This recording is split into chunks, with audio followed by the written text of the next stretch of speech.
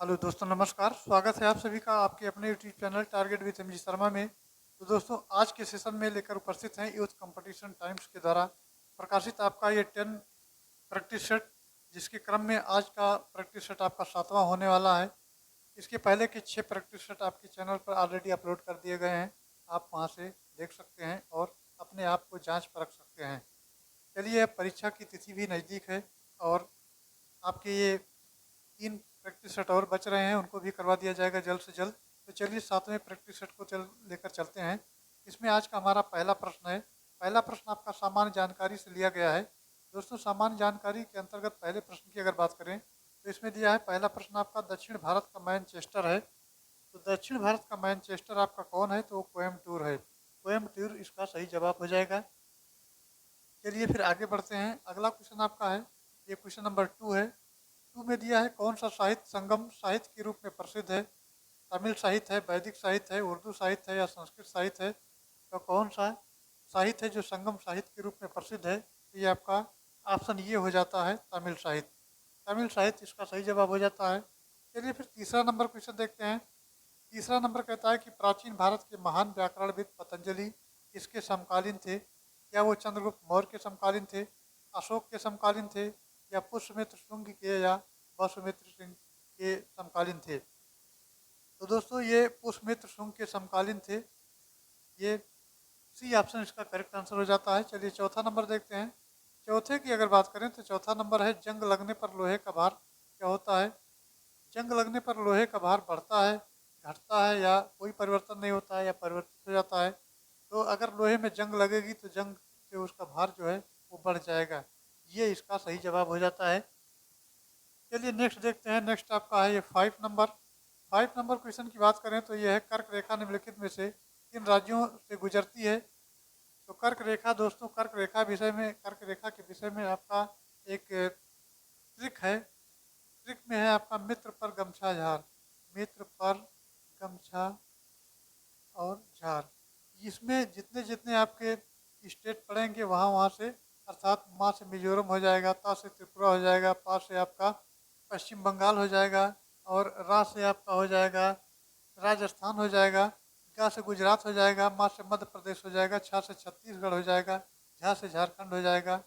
इसी प्रकार आपके ये कुल स्टेट दिए गए हैं। चलिए दोस्तों, नेक्स्ट क्वेश्चन देखते हैं। नेक्स्ट आपका है 5वां नंबर। कर्क रेखा निम्नलिखित में से किन राज्यों से गुजरती है? तो कर्क रेखा के विषय में अगर बात करें दोस्तों, तो आपका ये जैसे ग्लोब है, जैसे ये आपका ग्लोब है, और ग्लोब में एक रेखा ये जाती है जो बीचों बीच से जाती है, भूमध्य रेखा होती है। भूमध्य रेखा हो जाती है। एक आपकी कर्क रेखा होती है, और एक नीचे इसके इसी के पैरेलल में मकर रेखा होती है। ये ऊपर वाली कर्क रेखा है और ये मकर रेखा है। भारत की स्थान की बात करें तो भारत आपका यहाँ पड़ता है। अब भारत जब यहाँ पड़ता है तो ये आपका गुजरात से लेकर के और यहाँ त्रिपुरा मिजोरम तक ये आपका कर्क रेखा यहाँ से गुजरती है। अब ये पूछा गया है कि कर्क रेखा किन किन राज्यों से गुजरती है। तो कर्क रेखा के विषय में एक ट्रिक आपका प्रचलित है, जिसमें दिया जाता है, मित्र पर गमछा झार। मित्र पर, मित्र पर गमछा और झार। इस प्रकार अगर देखेंगे तो ये आपका मी से हो जाएगा मिजोरम, और ता से त्रिपुरा हो जाएगा, पा से पश्चिम बंगाल हो जाएगा, और रा से राजस्थान हो जाएगा, गा से आपका गुजरात हो जाएगा, मा से मध्य प्रदेश हो जाएगा, छा से छत्तीसगढ़ हो जाएगा, झा से झारखंड हो जाएगा। इससे झार लिखा गया है। तो ये आपके कुल स्टेट हैं जहाँ से कर्क रेखा गुजरती है। तो इसमें दिया गया है कर्क रेखा किन किन राज्यों से गुजरती है। तो गुजरात हो गया और झारखंड हो गया, ये तो आता ही है। मिजोरम आपका मित्र से हो गया। एक असम ऐसा स्टेट है जहाँ से कर्क रेखा नहीं जाती है, तो असम इसका अलग हो जाएगा। फिलहाल हमें ये कूट भाषा में दिया गया है, कूट मिलान करना है कि किन किन राज्यों से। तो आपका पहले 1 लिख लेते हैं, 2 लिख लेते हैं, 4 लिख लेते हैं, 3 को हटा देते हैं। तो 1, 2 और 4 किस में दिया गया है? तो 1, 2 और 4 आपका ऑप्शन सी में दिया गया है। तो सी ऑप्शन इसका करेक्ट हो जाता है। सी ऑप्शन इसका राइट आंसर होगा। चलिए नेक्स्ट देखते हैं। नेक्स्ट आपका है क्वेश्चन नंबर 6। में दिया है, निम्न में कौन सुमेलित नहीं है? तो जब भी परीक्षा में आपको नहीं देखना है तो ऐसे इसको अंडरलाइन कर लेना है, ताकि ये डिटेल पता रहे, दिमाग में रहे कि नहीं, नहीं का आपका निगेटिव पूछा गया है। अब कुछ आपके जो सॉफ्टवेयर होते हैं उनके एक्सटेंशन होते हैं, जैसे आपका MS वर्ड हो गया, एक्सेल हो गया, पावर पॉइंट हो गया और नोट पैड हो गया। तो इसके अलग अलग एक्सटेंशन दिए होते हैं। एक्सटेंशन के क्रम में आपका MS वर्ड का होता है DOC। कभी भी आप इसी प्रोग्राम में अगर कोई फाइल टाइप करते हैं या कोई पेज बनाते हैं, उसको सेव करते हैं, तो मान लीजिए कि आपने पिंकू नाम से वो फाइल सेव कर दी, तो पिंकू के डॉट के बाद वो खुद से DOC लगा देगा। अगर MS वर्ड की फाइल है, MS एक्सेल की फाइल है तो XLS लगा देगा।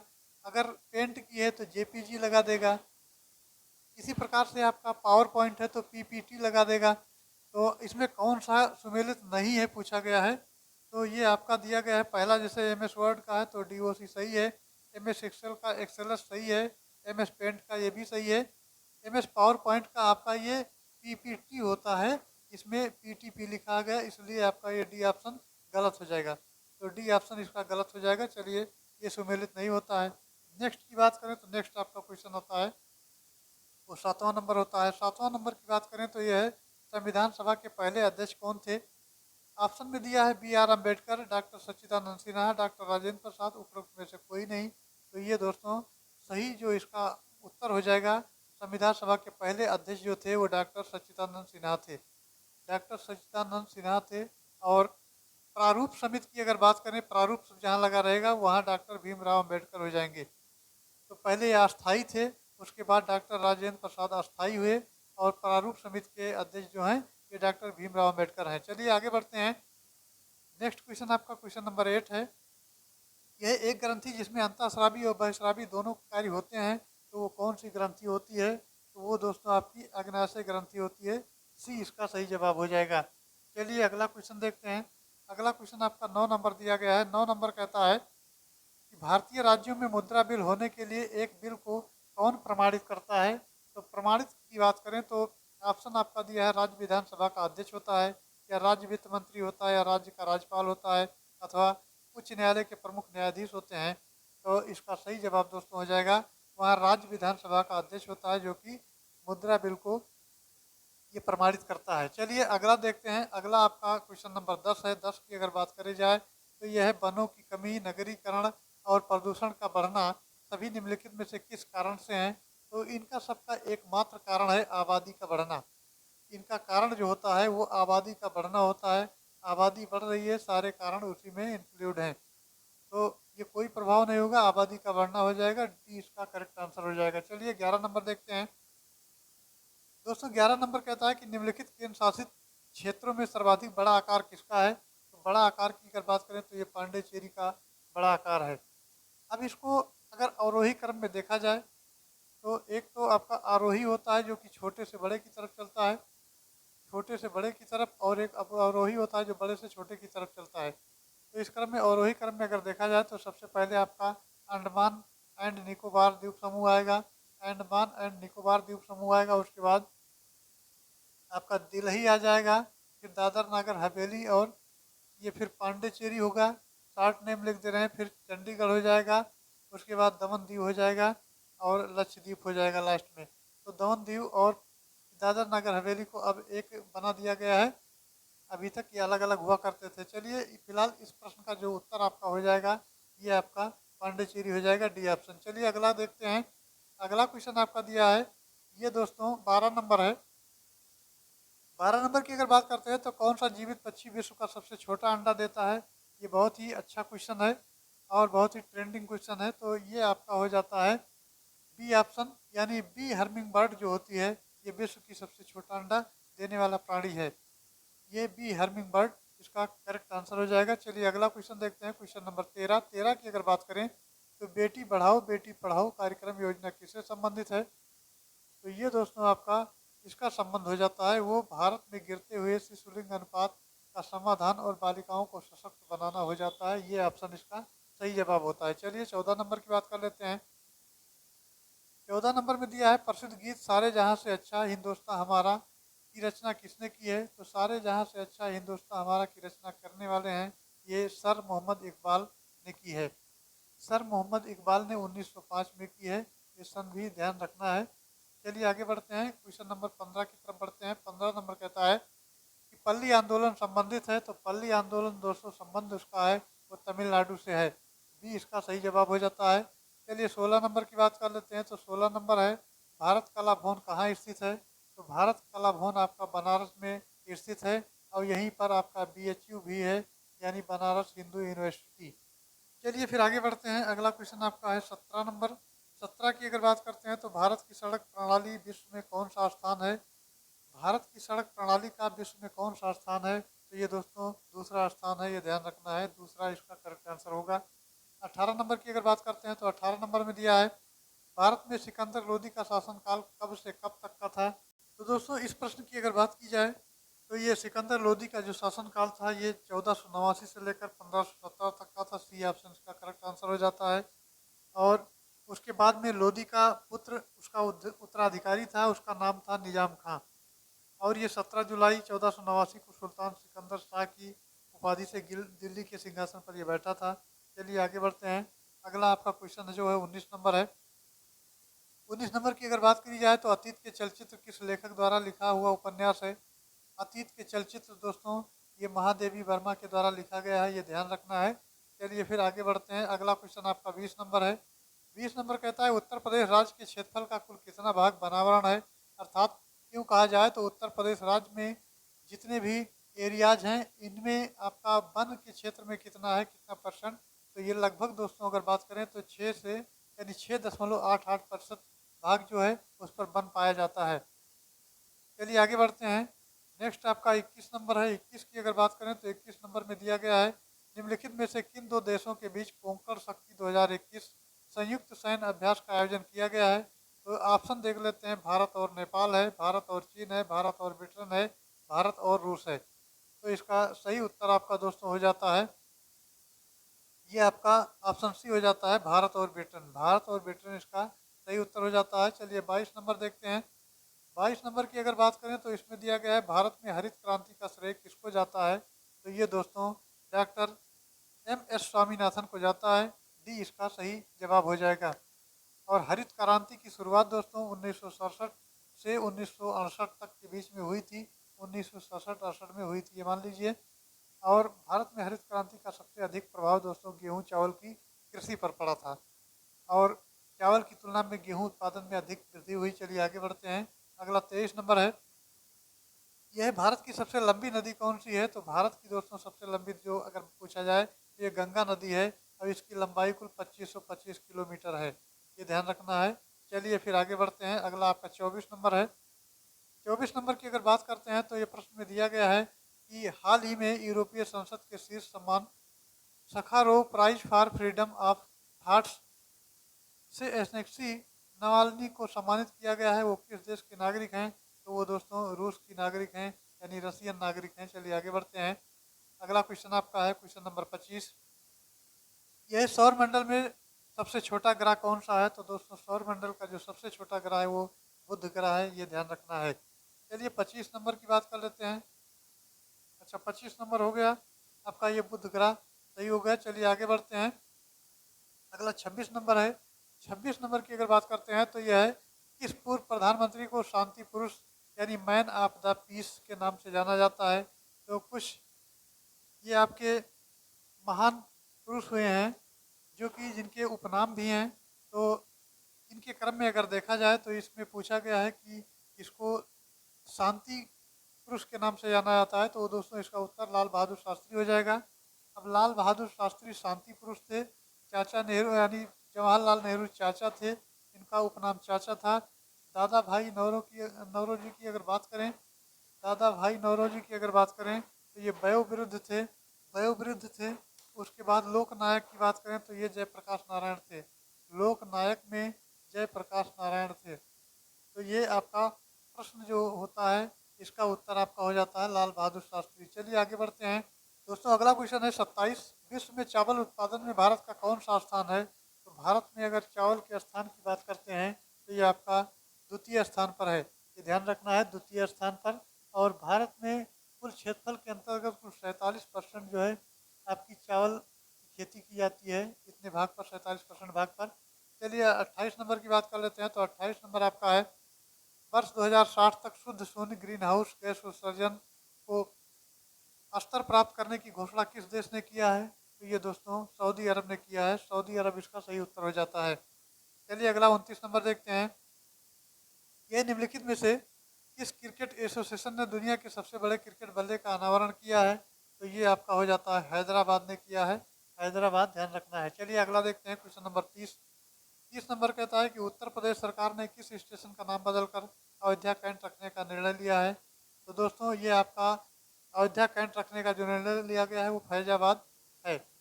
फैजाबाद आपका है। पहले ये फैजाबाद हुआ करता था और अयोध्या अयोध्या हुआ करता था, लेकिन अयोध्या स्टेशन का नाम बदलकर अयोध्या धाम कर दिया गया है और फैजाबाद का नाम बदलकर अयोध्या कैंट कर दिया गया है। तो इसी प्रकार से ये सभी जो है अयोध्या कैंट और रामघाट स्टेशनों में विकसित किया जाएगा। चलिए फिर अगला आपका क्वेश्चन नंबर है 31। 31 की बात करें तो निम्नलिखित में से किस राज्य में भारत का पहला टेस्ट ट्यूब बेबी भैंस का बछड़ा पैदा हुआ है? तो ये दोस्तों गुजरात राज्य हो जाएगा। गुजरात राज्य में हुआ है। चलिए 32 नंबर की बात करते हैं। तो 32 नंबर में दिया गया है निम्नलिखित कथनों पर विचार कीजिए। और पहला कथन दिया है 14 सितंबर 2018 को भारत और रूस के बीच 22वीं अंतर सरकारी आर्थिक तकनीकी और सांस्कृतिक सहयोग ये आयोग की बैठक हुई है। दूसरे विचार की अगर बात करें तो दूसरा पॉइंट आपका आता है। दूसरे पॉइंट में कहा गया है कि इस बैठक में वर्ष 2030 तक 50 अरब डॉलर के निवेश का लक्ष्य निर्धारित किया गया है। तो इन दोनों में अगर बात की जाए दोस्तों तो दोनों में ना तो पहला है और ना ही दूसरा है, अर्थात दोनों ये खारिज होते हैं। डी ऑप्शन इसका सही हो जाता है। चलिए 33 नंबर की बात कर लेते हैं। 33 नंबर कहता है देश का पहला राज्य वन्यजीव डीएनए परीक्षण विश्लेषण प्रयोगशाला का उद्घाटन किया गया है। क्या दिल्ली में किया गया है, हैदराबाद में, पुणे में अथवा नागपुर में है? ये चार ऑप्शन आपके दिए गए हैं। तो कहाँ किया गया है? तो दोस्तों ये नागपुर में किया गया है। चलिए आगे बढ़ते हैं। नागपुर इसका सही जवाब हो जाता है। चलिए 34 नंबर की बात कर लेते हैं।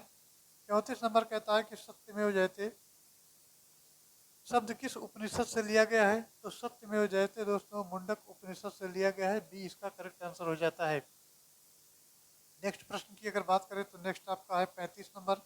35 नंबर कहता है मोहनजोदड़ो में सबसे बड़ी इमारत कौन सी है? तो ये मित्रों आपका ग्रेट गैनरी जो है ये मोहनजोदड़ो की सबसे बड़ी इमारत है, ये ध्यान रखना है। चलिए नेक्स्ट देखते हैं 36 नंबर। 36 नंबर कहता है भारत में संविधान सभा की प्रारूप समिति के अध्यक्ष कौन थे? तो प्रारूप समिति की अगर बात करें तो वहाँ दोस्तों डॉक्टर भीमराव अम्बेडकर हो जाते हैं। और संविधान सभा के अध्यक्ष की बात करें तो वहाँ अस्थाई अस्थाई दो हैं। अस्थाई आपके सच्चिदानंद सिन्हा थे और अस्थाई डॉक्टर राजेंद्र प्रसाद थे। तो प्रारूप समिति जहाँ पूछा जाता है वो डॉक्टर भीमराव अम्बेडकर हो जाएगा। चलिए 37 नंबर की अब बात करते हैं। यह निम्न में से किसने आयुष्मान भारत स्वास्थ्य अवसंरचना मिशन का शुभारंभ किया है? तो दोस्तों ये भारत के प्रधानमंत्री नरेंद्र मोदी ने किया है। इस योजना की शुरुआत भारत के प्रधानमंत्री नरेंद्र मोदी के द्वारा किया गया है। ये ऑप्शन इसका करेक्ट आंसर हो जाएगा। चलिए 38 नंबर देखते हैं। 38 नंबर दोस्तों कहता है तारामंडल सप्तऋषि को पश्चिम निवासी किस नाम से जानते हैं? तो पश्चिम के जो निवासी हैं इनका नाम दोस्तों बिंग डिम्पर के नाम से इनको जानते हैं। और ये सी ऑप्शन इसका करेक्ट आंसर हो जाता है। चलिए अब ये रहा आपका जीएस का पोर्शन। आगे के पोर्शन में आपको हिंदी देखने को मिलेगा। तो 39 नंबर से आपका शुरू करते हैं जो कि हिंदी पोर्शन है।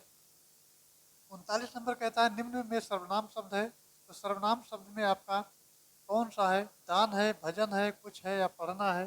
तो कौन सा हो जाता है? तो दान शब्द में कुछ हो जाएगा। सी ऑप्शन इसका सही उत्तर हो जाता है। चलिए 40 नंबर देखते हैं। 40 नंबर कहता है निम्न में विश्लेषण शब्द है। बुढ़ापा ऑप्शन दिया गया है, दौड़ दिया है, क्रोध है और शांत है। तो इसमें कौन सा हो जाता है? तो ये मित्रों आपका शांत जो होता है ये विशेषण शब्द हो जाता है। शांत उसकी विशेषता बताती है कि ये शांत है, कैसे हैं, किस स्वभाव के हैं।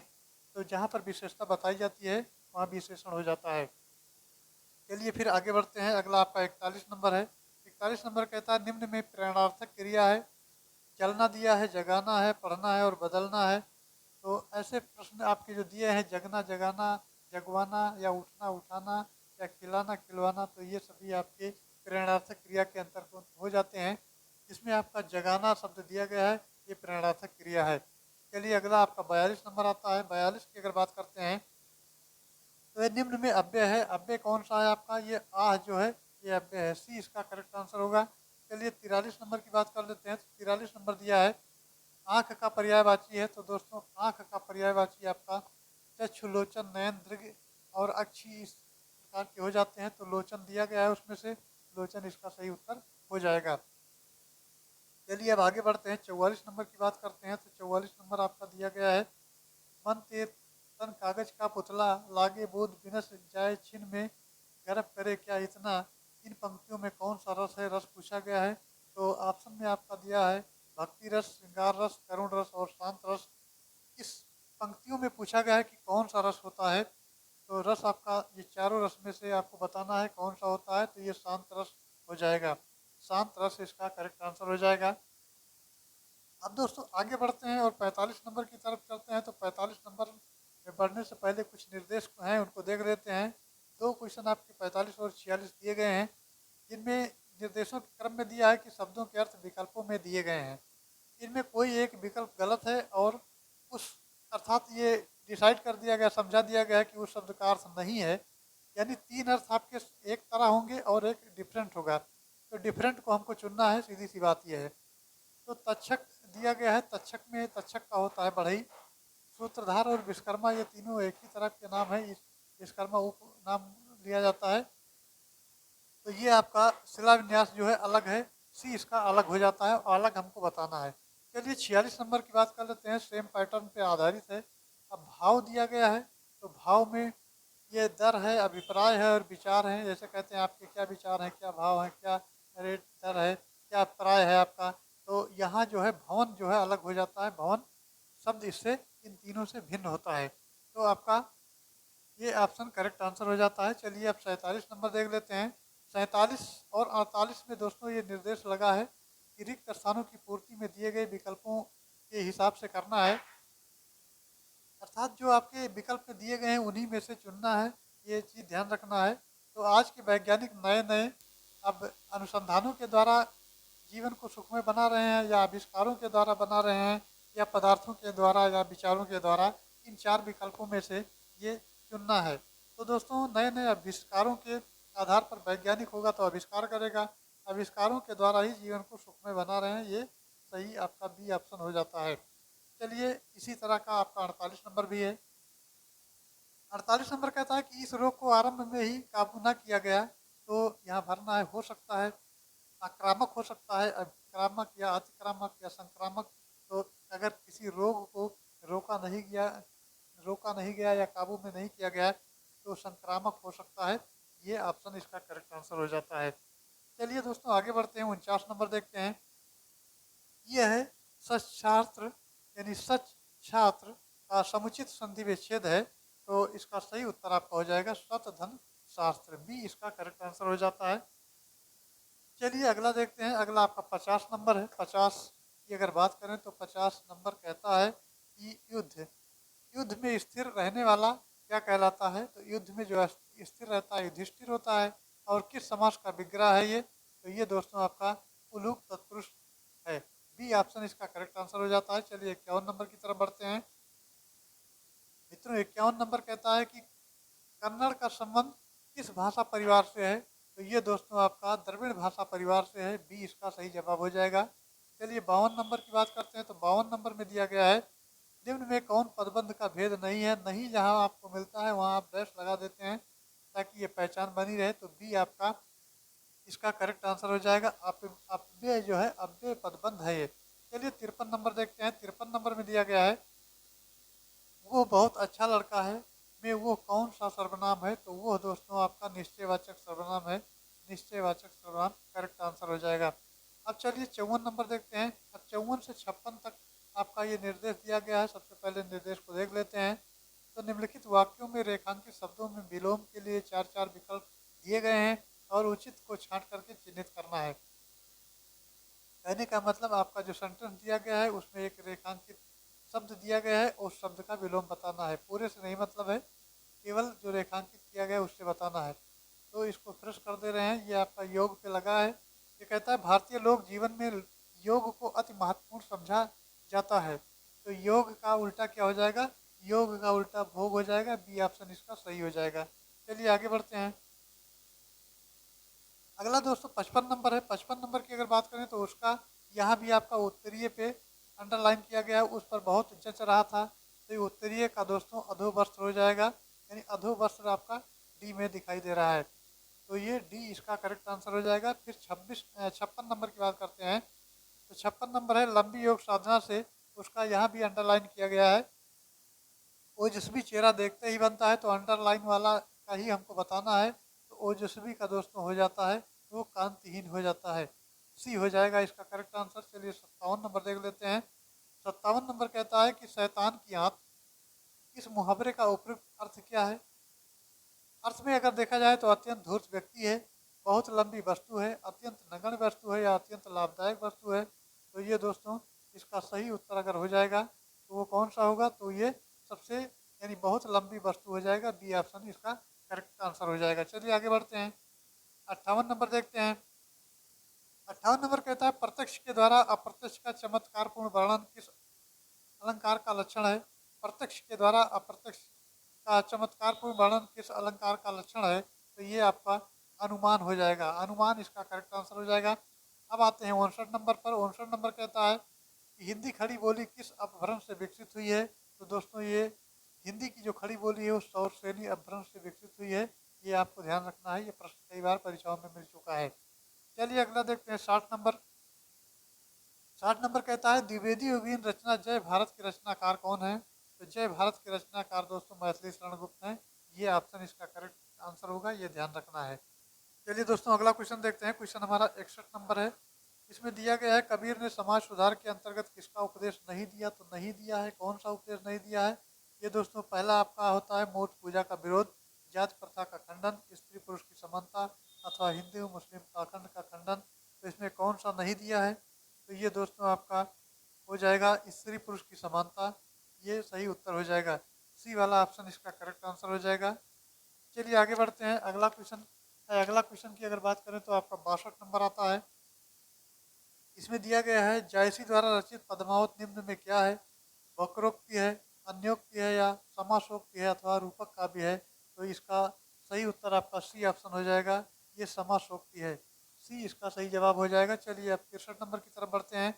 तो दोस्तों 63 से 67 नंबर तक जो दिया गया है ये आपका प्रथम शब्द दिया गया है, प्रथम आपका सेंटेंस दिया गया है, अंतिम दिया गया है, बीच के सेंटेंस जो दिए गए हैं उनको एडजस्ट करने हैं। तो एडजस्ट करने के क्रम में अगर देखा जाए दोस्तों तो ये आपका यहाँ देख लेते हैं। पहला है प्रतियोगिता में भेजे गए फोटो आवश्यक भेजें ताकि फोटो स्वीकृत अस्वीकृत के साथ उचित साकार पर्याप्त डाक होने पर वापस भेजा जा सके, वरना अस्वीकृत टिकट लगाकर अपने पते वाला लिफाफा फोटो वापस नहीं भेजा जाएगा। तो ये इधर का उधर किया गया है। क्या है? इधर का उधर कर दिया गया है इसको। तो इसको सही क्रम में अगर लिखेंगे तो ये आपको पहले लिखेंगे प्रतियोगिता में भेजे गए फोटो यहाँ हो जाएगा आपके साथ के साथ उचित आकार का पर्याप्त डाक टिकट। तो यहाँ एक लिखें तो यहाँ दो लिख देते हैं। उसके बाद लगाकर और ये टिकट लगाकर अपने पते वाला लिफाफा यहाँ 3 हो जाएगा। अवश्य भेजें तो लिफाफा तक यहाँ है, अवश्य भेजें आपका ये चौथा हो जाएगा। अवश्य भेजें ताकि फोटो अस्वीकृत होने पर उसे वापस भेजा जा होने पर उसे वापस, ये पांचवा हो जाएगा। और छठवां यहाँ ऑलरेडी है। तो एक आपका हो गया, अर्थात एक ये हो गया। दूसरा आपका यहाँ आता है रा वाला हो जाएगा, रा हो जाएगा। उसके बाद फिर तीसरा आपका हुआ हो जाएगा। और फिर ये कहता है कि चौथा आपका या हो जाएगा, फिर ला हो जाएगा। यानी रा वा या ला, रा वा और या ला, रा वा या ला आपका डी ऑप्शन करेक्ट आंसर हो जाएगा। डी सही उत्तर होगा। चलिए आगे बढ़ते हैं। 64 नंबर देखते हैं। 264 नंबर कहता है कि फोटो के साथ प्रतियोगी फोटोग्राफर फोटो के साथ प्रतियोगी फोटोग्राफर। अब इसमें अंशों को निम्न क्रम में चुन करके बताना है। जैसे उसको चुना गया था वैसे इसको भी चुनना है। तो इसमें अगर देखा जाए तो फोटो के साथ प्रतियोगी आप फोटोग्राफर आपका यहाँ तक है ही है। उसके बाद इस आशय का प्रमाण पत्र, तो ये आपका पहला यानी दूसरा हो जाएगा। पहला तो ऑलरेडी दिया गया है। संलग्न करें, संलग्न करें तीसरा हो जाएगा। उसके बाद नीचे व्यक्ति की अनुमति प्राप्त कर ली और ये आपका चौथा हो जाता है। उसके बाद इस विषय, ये आपका पांचवा हो जाता है। छठवां तो हानि के लिए वो स्वयं जिम्मेदार होगा, ये दिया गया है। तो इसमें अगर देखा जाए तो पहले आपका क्या आता है? रा आएगा, रा के बाद तीसरा आपका वा आएगा, वा के बाद आपका या आएगा और या के बाद ला आएगा, यानी रा वा या ला, रा वा या ला, रा वा या ला आपका ये ऑप्शन करेक्ट आंसर हो जाता है। ये ऑप्शन इसका करेक्ट आंसर हो जाता है। चलिए नेक्स्ट देखते हैं। नेक्स्ट प्रश्न आपका है 65 नंबर। 65 भी उसी तरह का है, इसको भी बनाना है।